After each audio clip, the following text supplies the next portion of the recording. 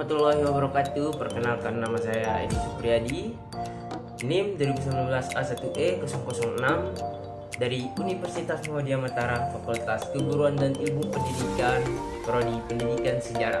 Saya akan menjelaskan sedikit pengetahuan saya tentang perencanaan pembelajaran sejarah untuk memenuhi tugas dari mata kuliah perencanaan pembelajaran sejarah yang diampu oleh Bunda Hosia MSI.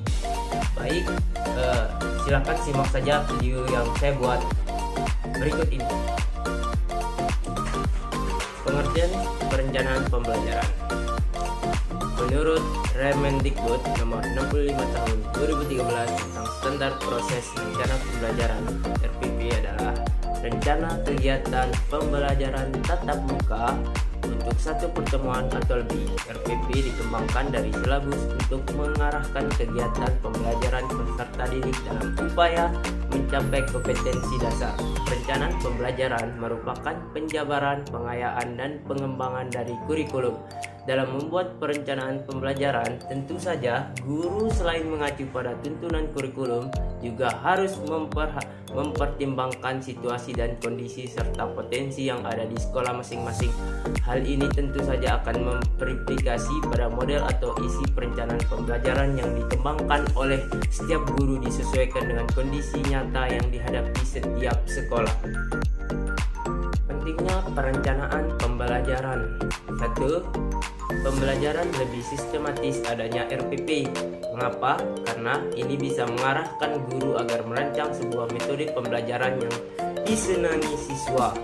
Rancangan metode pembelajaran tersebut sangat memungkinkan dilakukan variasi oleh guru. Jadi dalam satu materi penyampaian, misalnya materi teks observasi dalam bahasa Indonesia, guru bisa merancang metode belajar diskusi dan kerja kelompok. 2. Memudahkan analisis keberhasilan belajar siswa. RPP yang sudah disusun oleh guru tentunya memiliki butir penilaian yang akan diberikan kepada siswa.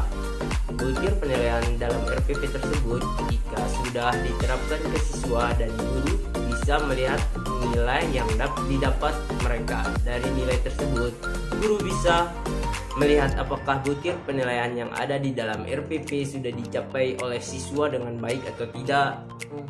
3. Memudahkan penyampaian materi. Dalam hal penyampaian materi, guru sangat dibantu dengan adanya RPP yang telah dibuat. Ini dikarenakan guru bisa memprediksi dalam sebuah materi itu bisa diselesaikan dalam beberapa kali tatap muka, 1 kali, 2 kali, maupun 3 kali. Jika ada ketidaksesuaian jumlah tatap muka dalam penyampaian materi di RPP dengan yang ada di kelas, maka guru bisa mencari tahu sekiranya di poin mana penyampaian materi tersebut berjalan kurang efektif. Manfaat dan fungsi perencanaan pembelajaran. Manfaat. 1. Sebagai petunjuk arah kegiatan dalam mencapai tujuan. 2. Sebagai pola dasar dalam mengatur tugas dan wewenang bagi setiap unsur yang terlibat dalam kegiatan. 3. Sebagai pedoman kerja bagi setiap unsur, baik unsur guru maupun unsur murid, sebagai alat untuk efektif tidaknya suatu pekerjaan sehingga setiap saat diketahui ketepatan dan keterlambatan kerja. 4. Untuk bahan penyusunan data agar terjadi keseimbangan kerja untuk menghemat waktu, tenaga, alat-alat, dan biaya. Fungsinya mengonerisir pembelajaran, yaitu proses mengelola seluruh aspek yang terkait dengan pembelajaran agar tertata secara teratur, logis, dan sistematis untuk memudahkan melakukan proses dan pencapaian hasil pembelajaran secara efektif dan efisien. 2.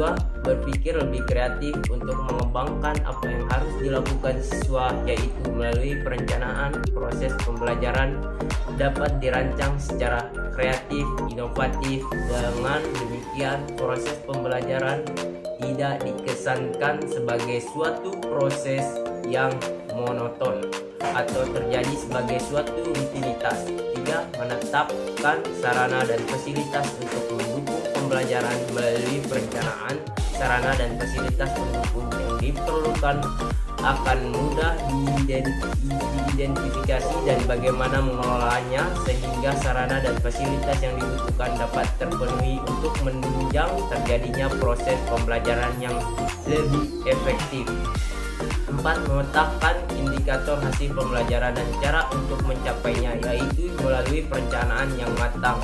Guru sudah memiliki data tentang jumlah indikator yang harus dikuasai oleh siswa dari setiap pembelajaran yang dilakukannya. Dengan demikian, guru pun tentu saja sudah membayangkan kegiatan yang harus dilakukan untuk mencapai setiap indikator tersebut. 5. Merancang program untuk mengakomodasi kebutuhan siswa secara lebih spesifik, yaitu melalui perencanaan hal-hal penting yang terkait dengan kebutuhan, karakteristik, dan potensi yang dimiliki siswa akan teridentifikasi dan merencanakan tindakan yang dianggap tepat untuk meresponnya. 6. Mengomunikasikan proses dan hasil pembelajaran, yaitu melalui perencanaan segala sesuatu yang terkait dengan kepentingan pembelajaran sudah dikomunikasikan baik secara internal, yaitu terhadap pihak-pihak yang terkait langsung dengan tugas-tugas pembelajaran, maupun dengan pihak eksternal, yaitu pihak masyarakat. Baik, itu saja yang dapat saya sampaikan tentang perencanaan pembelajaran. Baik kurangnya saya mohon maaf. Wabillahi taufiq wal hidayah. Assalamualaikum warahmatullahi wabarakatuh.